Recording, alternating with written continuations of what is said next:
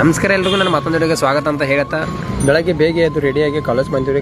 ಬರೋಷ್ಟರಲ್ಲಿ ನಮ್ಮ ಗುರುಗಳು ಕ್ಲಾಸ್ ತೊಗೊಂಡಿದ್ರು. ಕ್ಲಾಸಿಗೆ ಅಟೆಂಡ್ ಕಾಲೇಜ್ ನಮ್ಮ ಫಂಕ್ಷನ್ ಐತ್ರಿ. ಫಂಕ್ಷನ್ಗೆಲ್ಲ ಚೇರ್ ಎಲ್ಲ ತರಾಕಂತ ಬಂದಿದ್ದೀವಿ. ನಮ್ಮ ಮನೆ ನೋಡ್ರಿ ಹೆಂಗೆ ಹೊತ್ಕೊಂಡು ಹೊಂಟೈತಿ. ಕ್ಯಾಮ್ರಾ ಮುಂದೆ ಹೇಳಿ ಎಕ್ಸರ್ಸೈಸ್ ಮಾಡತ್ತಾರೆ ನಮ್ಮ ಮನೆ. ಸರ್ ಮುಂದೆ ನಿಂತ್ಕೊಂಡು ಮಸ್ತಾಗಿ ಮಾತು ಹೇಳಿದ್ವಿ ರೀ. ಹಂಗೂ ಹಿಂಗೆ ಮಾಡಿ ಫಂಕ್ಷನ್ ಸ್ಟೇಜ್ ಅಂತೂ ರೆಡಿ ಆಯ್ತು ರೀ. ಹೊರಗಡೆ ಬಂದ್ರೆ ಫ್ರೆಂಡ್ಸ್ ಜೊತೆ ಅಂತ ಮಸ್ತಾಗಿ ಡ್ಯಾನ್ಸ್ ಮಾಡಿದ್ವಿ ರೀ.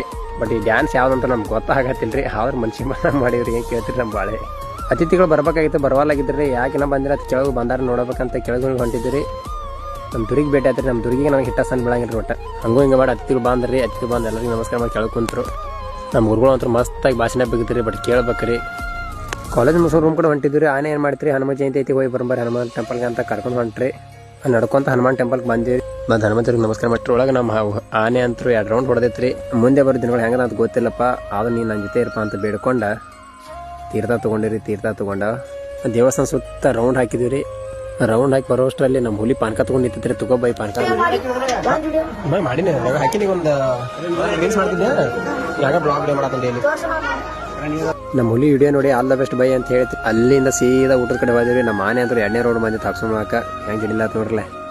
ಅಲ್ಲಿಂದ ಎಲ್ಲರೂ ಊಟ ಮಾಡಿದ್ವಿ. ನೆಕ್ಸ್ಟ್ ಇದಲ್ಲಿ ಸಿಗುವಂತ್ರಿ. ನಮಸ್ಕಾರ, ಧನ್ಯವಾದಗಳು.